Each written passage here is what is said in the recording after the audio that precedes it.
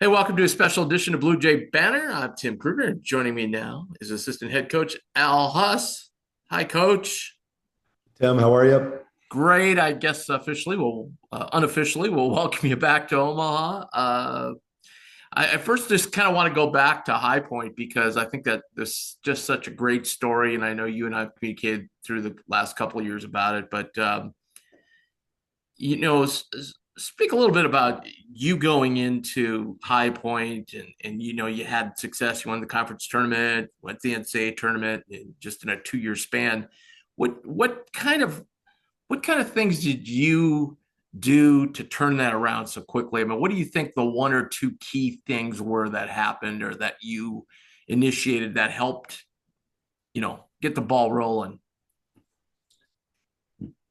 I mean, I think I'd be first. I have to really think about that. I mean, the one thing about this whole process is I haven't had a whole time to sit around and try to figure out how and why, and really get deep into the hypotheticals and the philosophical deep question. I don't know about any of that stuff. I can tell you this: when we got to High Point initially, uh, there's a reason why we hadn't had success at High Point, and there's a reason why there was a lot of opportunity for success. So we tried to focus on what needed to be changed. We tried to change it quickly. I was fortunate there to have tremendous administrative support, a facility that rivals anywhere in the country, and was really surrounded by success in every direction, both within the athletics department and the university as a whole.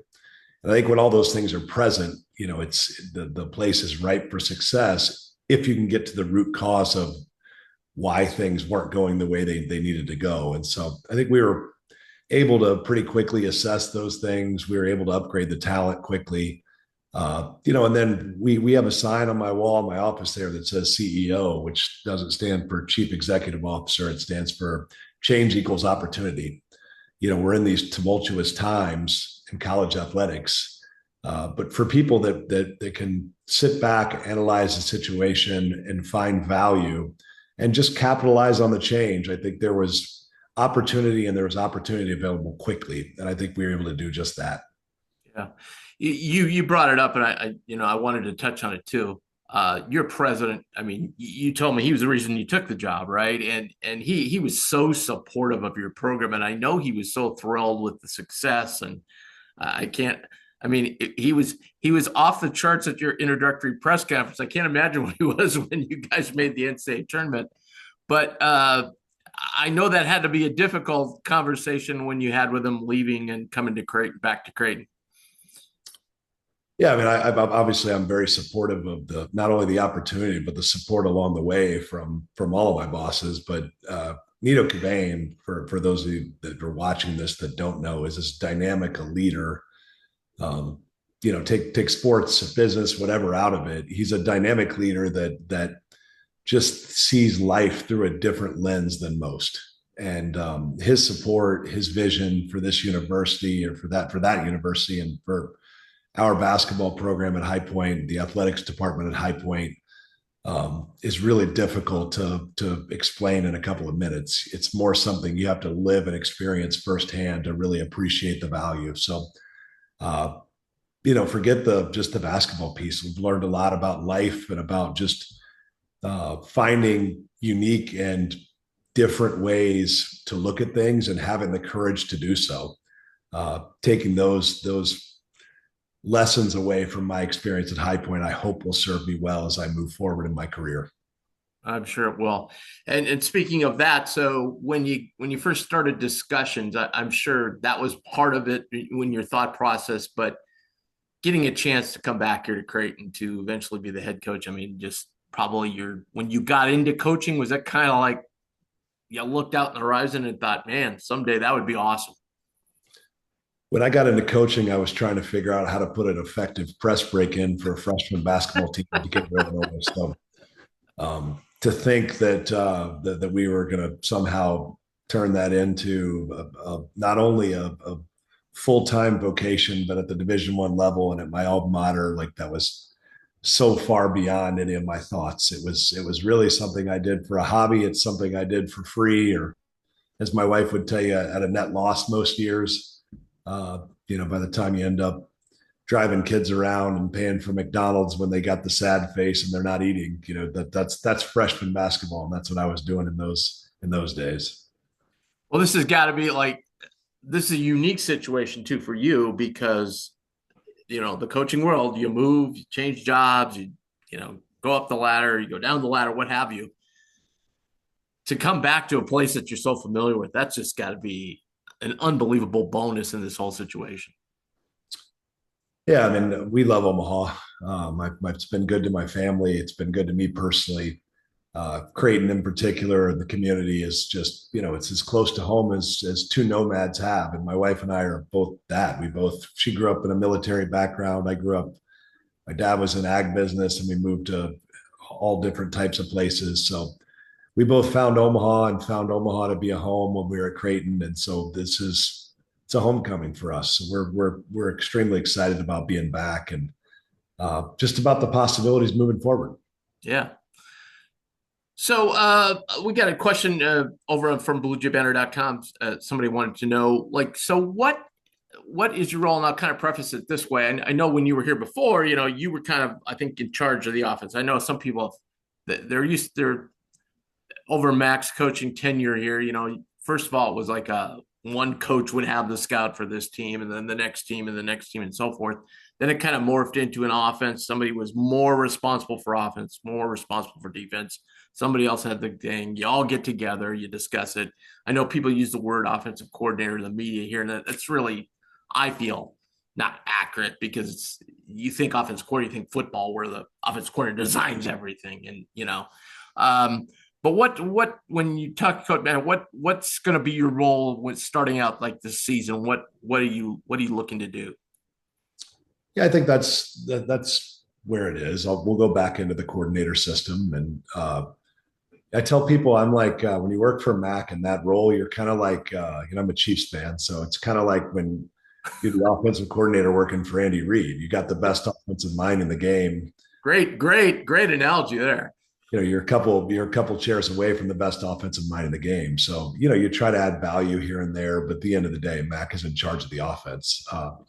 Whereas I like to say, I'm in charge when it works, and he's in charge when it doesn't. Not really. I mean, you try to add value here and there, and the beautiful thing when you're in that role, because Mac is pretty hands on when it comes to the offensive concepts. It's nice to be able to zoom out sometimes when he's focused on details and be able to take a step back and make sure that we're not missing something that can add value to our system. You can zoom out and just and really just I appreciate this more now that I've been a head ball coach. When you zoom out and you look at your particular area, you can really forget about all the other areas. And I think there's real value for the head coach when you have people that can compartmentalize like that, can look at their particular area from, kind of a zoomed out approach, and then can jump in and hopefully add a little bit of value with the detail here and there that the head coach misses. Yeah.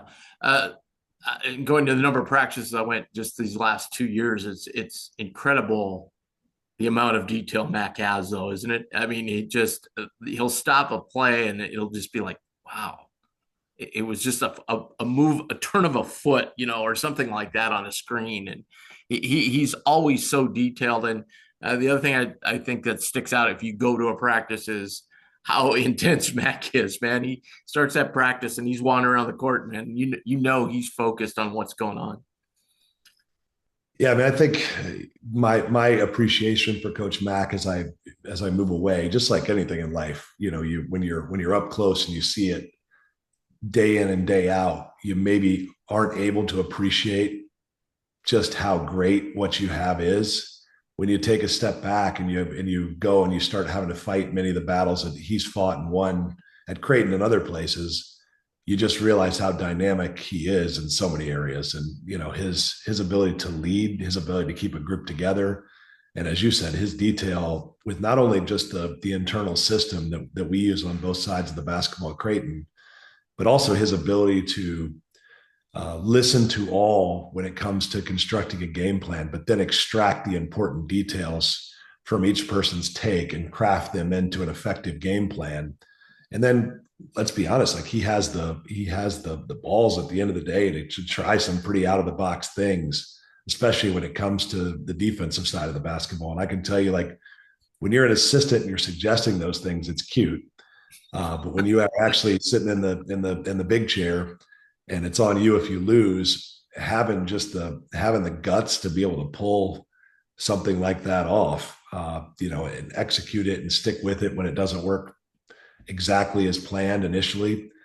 That's what makes him, really, really fun to work for, because he'll try things that others won't. And then just his intelligence and ability to see things. Oftentimes, I have to go back on film to see things that he catches real time, and I think part of that's experience, but another part of that's just a God-given ability that he has to be able to process things real time that most just don't have. Yeah, when we're talking with this is Coach Al Huss. So when you just look back in the 2 years, and I know obviously you're knee deep at High Point, you're not going to pay a lot of attention to Creighton, but now that you're back a little bit, can you see quite still an evolving? I mean, I just see it kind of evolve in like 2 year frames. If you go back to when we were in the Valley, and then we went to the Big East, and then there's just been a progression of athletes, of confidence that you're in the league. All of a sudden, Max, the veteran coach in the league, right? He started out. Can you kind of see that as you've come back to Creighton? I know you haven't had a lot of time to really look at stuff like that, but Yeah, I mean, it's every time people think that Max kind of at the end of his run with a group of guys, and he's not going to replicate that level of success with another group, they're proven to be completely and totally wrong. And I think this group and this group that just we kind of came to the end of, the kind of Trey, Baylor, Kalkbrenner, then kind of Ashworth melded into that. That group. People always think, okay, well, Mac's done now. Like, he's not going to go get another group of guys, and that's when Mac does his best. He does his best work. It's been proven time and time again. Whether that's pivoting out of the Doug space into the kind of the Maurice Watson, Kyrie Thomas, Marcus Foster space, or then kind of revamping it again with the Marcus Zagorowski and Tyshawn Alexander and Mitch Ballack and Damian Jefferson and Denzel Mahoney, that group, Martine Krompel, and then going right to the just each group kind of reinventing the system in small ways, and finding value in those guys, finding guys that, and this is maybe the most impressive thing. Like, I loved my group at High Point, but when you come back and you're around the guys that we're able to get year in and year out at Creighton, the way they fit the university, the way they fit Creighton basketball, the character that these guys have, that's as impressive as anything else, to not deviate in that space. Because as basketball coaches, there's such an intense pressure to win at the Division I level that there's always the temptation to maybe deviate in that space and take a guy that just doesn't quite fit Creighton and doesn't fit the culture that's been long established at Creighton basketball. And so maybe the most impressive feat of his entire run here has been that, like, the general lack of deviation from what makes a human being that's going to be successful at Creighton and in Creighton basketball. And that's the most awesome part of this whole thing. I look back to my time at Creighton, 20 plus years ago, the guys that I was fortunate enough to play with, the character, the way those guys are successful in their lives now. And now I see the guys that are graduating and moving on from Creighton now, and it's the same type of people. And as an alum, that's the piece that's the piece that I'm most proud of. yeah, no doubt. You're absolutely correct. I mean, these guys we bring in every year, I'm thinking, okay, that they're 4 stars, they're 5 stars. How are they going to, and Mac's already done his homework on that, bringing these guys in. And like, if it once in a while, we'll get somebody that maybe that doesn't fit our culture and they don't last long. And, back to your point, going back to when you played, I remember, oh my God, how are we ever going to go forward without Rodney? Then it was, how are we ever going to go forward without Sears and Walker? And then how are we going to do it without Funk and Tolliver? And it just every year Doug, and then it was, Marcus Foster, and on and on and on and on and on. And it just keeps rolling, like you said. Um, you probably haven't had a lot of chance to player personnel, but I do want to go back to a position you played, obviously. Ryan Kalkbrenner. I mean, the things that I always thought that even though he was racking up all these stats and this incredible run, and even somebody like me that follows it so closely, when he went to like number two or whatever, three in the scoring all time score, I was like, wow, really? Like, because you never really looked at him like a scorer. Now, granted, he got to play 5 years, which helps, but I think as a guy that knows the center position, you could speak to just how incredible a career he had and how much of a, every time you heard Big East coaches talk, Sean Miller, for instance, just saying, God, I just went to him and said, I'm so glad I don't have to ever coach against you again. The way he just affected the game if he didn't even touch the ball. I mean, if you would have told me from the first time I saw him in an AU game at 16 or playing for the Louisville Magic on like, kind of run up and down, trying to keep up with the pace of the game to those Peach Jam games where he had kind of started his progression and looked the part of a high major recruit to then, showing up on campus. And I remember him sitting on the side court with Coach Lusk, shooting that ball with tornado side spin, frustrated with himself. I remember going down to the other end with him and beating on him with a pad and, these giant pads. And I was beating on him at first. Like he would just, the body language, I beat the body language. I beat the soul out of him a couple of those days with pads, and watching him just progress into what he became. It's nothing short of remarkable. I mean, the guy's equal parts intelligent and physically dominant, and that's very unique. And as you mentioned, I mean, for a guy to stay not only 5 years, but in the same place 5 years in this environment, I hope that the fan base appreciates, just how special his career has been and he's been to watch. I mean, he's taken the program to new heights, all the while being the most unselfish, unassuming person on the team and truly someone that embodies Creighton basketball in every sense of in every sense, in every way. I mean, it's just even finding words to really talk about that progression. I don't know that I don't know that they're there, and I don't know that anyone will appreciate it, for the next decade or so until they hang that. I don't know when they'll do it. Whenever they hang that number 11 in the rafters at the CHI. Yeah. Yeah, I think you're right. People 20 years that maybe watch a play will be like, oh my God, what an unbelievable player this guy must have been. Um, have you any thoughts on like the current construction of the roster? How much have you been involved in that? You probably, again, it's been such a short time frame. Yeah, I've been involved, and certainly as we try to plan moving forward. That's the one thing about Mac. If you're around him, you're going to be involved. He's a delegator, and he's a collaborative think guy. Like this is not a deal where he sits in his office and shuts the door. This the way Creighton works, and I think why so many of us have been able to find success is he involves his assistants at every step of the way. So there's been a lot of thought, and I think the roster has been constructed in a way that will create a team that's exciting to watch. We've got a couple guys that need to take a big step forward, and I think are certainly capable of that.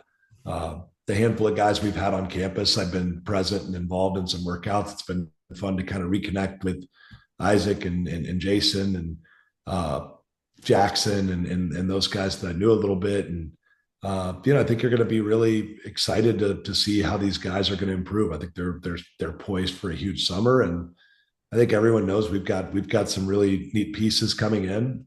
So I'm excited to work with those guys. We've got a good group, maybe just a little bit more balanced, maybe a little bit more depth than we've had in Yeah. in class. And like always, when you've got substantial turnover and you lose a piece that's as valuable as Ryan Kalkbrenner, there's absolutely some defensive questions that need to be answered philosophically. And we'll be able to wrap our minds around our personnel first in June, and then hopefully as we progress through our 8 weeks with them this summer, we'll be able to get some of our basic principles involved and make some of those difficult decisions on how we're going to defend the paint, which has been a really easy decision. I tell people I use this comparison. We used to have when we were coaching Kyrie Thomas, he would just kind of be like, all right, well, Kyrie's going to guard the best player in the league tonight. Yep.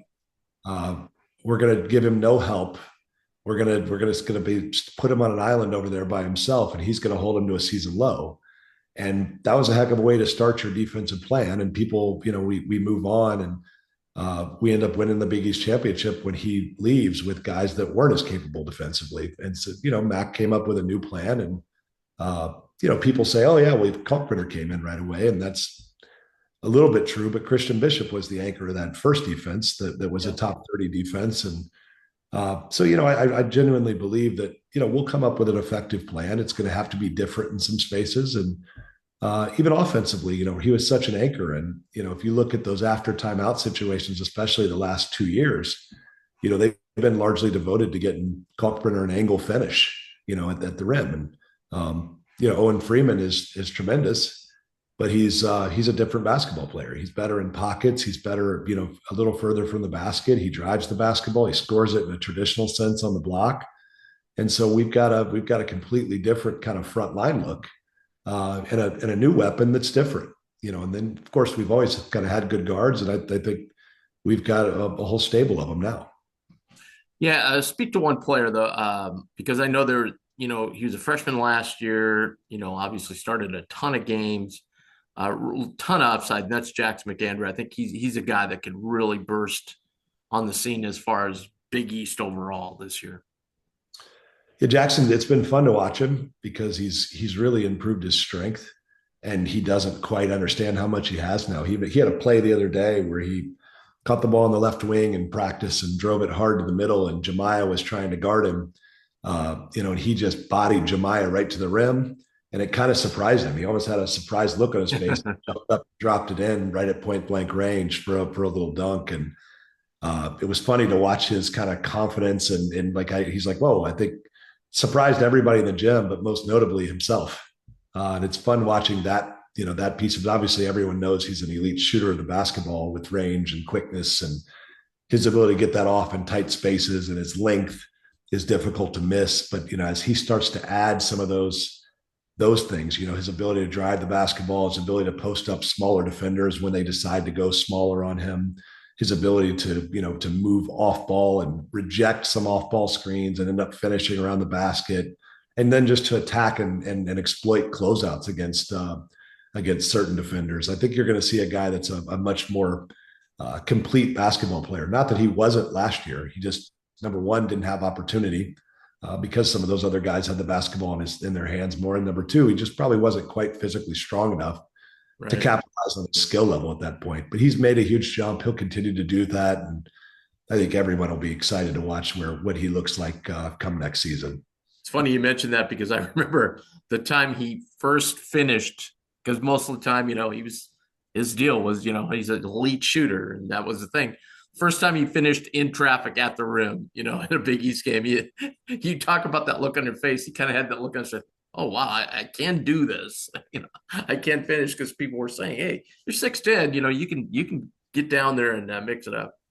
I remember Kalkbrenner having a few of those, like where he was having a difficult time, and it's funny to say this now, but we were doing we call the lob pass at Creighton. It's called a flip up pass. So we were working on flip ups Ryan's freshman year, and I remember he was having a really difficult time, and there was actually some internal talk at Creighton, which it's hilarious to say this now because he's maybe the best lob catcher that's played college basketball in the last couple Yeah. decades.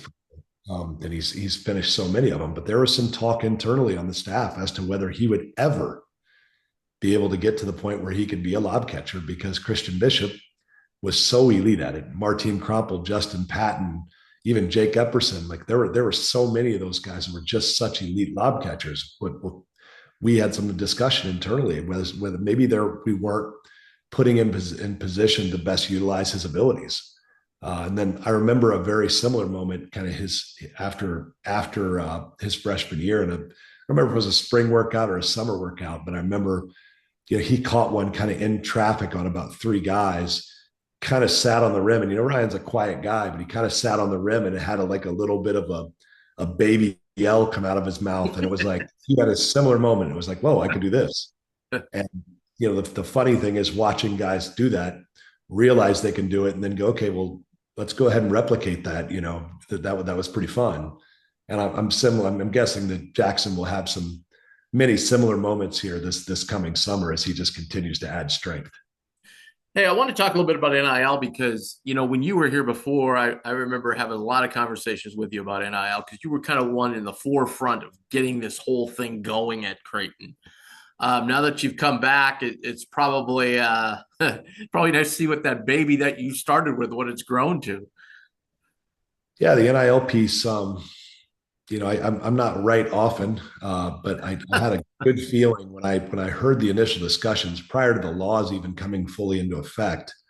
I was part of a couple of committees and um, was interested to hear different people's perspectives and thoughts on where this was going to go. And um, I'll tell you that this is precisely where I thought it was going. I didn't know it was going to scale so quickly. I didn't know that it was going to get exactly to these dollar amounts. I didn't know that we would be without guardrails completely. And I certainly didn't know that we were going to have this the transfer rules be rewritten to what they currently are, which is, in my opinion, probably an even bigger issue. But I saw it coming, and I was fortunate to have some people that kind of helped direct my thoughts in that direction. And Creighton gained a huge advantage. Others have caught up that have larger alumni bases and maybe a little bit more tradition. But I feel like it's in a solid space. But it's probably, as you look at the college basketball or college athletics landscape at this point, it's our number one concern, issue, priority, all the above, because we can have every other thing in place to be successful. And if we don't appropriately attack and continue to evolve in that space, we'll fall behind quickly. And so it's a challenge. It's a new part of the job title that when I got into this business wasn't there. But as I said earlier, change equals opportunity. And we've just got to make sure that we are forward thinking enough. We're outside of the box enough that we can find every possible way to capitalize and to position Creighton basketball to be as successful as possible with whatever change the NCAA and whatever new piece of litigation that they're faced with creates. And I think we've got the team to do precisely that. We've got when you work for Coach Mack, I give him all the credit in this because there's a lot of guys that have been in the business a long time that saw NIL and said, it's doomsday. I can't do this. And Coach Mack did precisely the opposite. He was open to it. He listened. He didn't. I'm guessing I wasn't the only assistant coach that went to their boss and thought similar thoughts, but he was forward thinking enough, to go fight those initial battles. And I mean, when you start talking about where we were when we were first starting in NIL, like you were trying to convince people that for their entire life in college athletics, we had been told paying players was wrong. We needed to completely switch that narrative. And those were difficult battles and difficult conversations early on. And I credit Coach Mack for being forward thinking enough and open minded enough to make sure that we did not fall behind like several of our Big East peers did. Yeah, absolutely. Absolutely, they did. Yeah. And I remember you brought that point up, and I'm sure you remember it too. I can't tell you how many times I texted you or called you and said, because we got into it on a very teeny tiny piece. And I said, Al, can we do this? Can we do this? And every time he said, yeah, it's changed now. You can, and it was just, he was like, God, we were so forbidden from doing anything like that in the past. Well, it's like I said, I think the NIL piece, there's more good than there is bad with it. In my opinion, my experience now of whatever we've had 4 or 5 years in it, the piece that's difficult still is the transfer piece. And I hope that at some point we get to a space where there's some multi-year commitments, because at the end of the day, continuity is what fans want. And let's not get it twisted. Our livelihood depends on fan engagement. And I think as much as people hate the transfer portal, it's been fun, and it's kept basketball fans and football fans engaged in the spring. Um, and even though everyone complains about it, it's like one of those things that everyone loves to hate. They follow it, and it's for now it's working. I think viewership was the highest it's ever been in the NCAA tournament this year in the first couple rounds. So I just hope that we don't drive fan interest away by the lack of continuity. I hope we come to some solutions that allow players to be in places for multiple years, because I think it serves players well. With certain safeguards, and I'll Yeah. be the first to admit it. At one point, the pendulum was swung far too far the other direction, where players had absolutely no, uh, they had no power, and now it's 100. It's 100% the other direction. And I don't know that that's it either. It's probably got to be a little bit somewhere in the middle, where players have their rights and have the ability to move like other students, but also where we have to all appreciate and understand that that fans showing up to our games and being interested is why we all have jobs. Probably, and to kind of piggyback on that, you're probably thinking something along the lines of that, which I think would be a good idea, like eventually having like a player comes to your school, all right, he signs a 2-year deal, so forth, as far as NIL, something like that. Is that what you're thinking? Maybe, with certain guardrails, like you said, is that something like maybe that would help the whole thing along? Yeah, I mean, I don't know exactly what it is without collective bargaining, and I understand why universities are wholeheartedly against that. I know it's Yeah. going to be for athletic departments, the additional liability. I don't pretend to understand financials or the legality of any of this stuff at a high enough level to really have opinions on exactly how uh, these things play out. I'll leave those to people far above my pay grade. But I'll also tell you this: I think we all appreciate and understand that there's probably a more effective way to do this if we can figure out uh, something that's both legal and makes financial sense. All right, last thing. So it's May 1st. So what's up for you and the Creighton coaching staff here over the next couple months? Yeah, we'll this month. We'll continue to just make sure we've got the roster in the right place. I think we're pretty close now, but we need to make sure that we get these guys ready to show up to campus on June 1st. Then we'll go 4 weeks in the summer with them. Once they get here, we'll kind of plan out their month and their development. Those guys developing with Jeremy in the weight room this summer, and hopefully understanding some of the new concepts that we have as part of our program, kind of getting those installed this summer, getting guys individually better, helping them to expand, as they call it, their bag. That's kind of the time to do it in the summer. That's where guys work on themselves. So we'll spend a lot of the month of June on that, and we'll get some of our system installed for some of those new guys, and then go home for a week around the 4th of July and come back and do 4 more weeks of the training in the month of July. And hopefully by that point we've got enough installed to when we come back in the fall, we can put this thing together and try to compete for a Big East title. All that, and you'll be hitting the road with some recruiting too.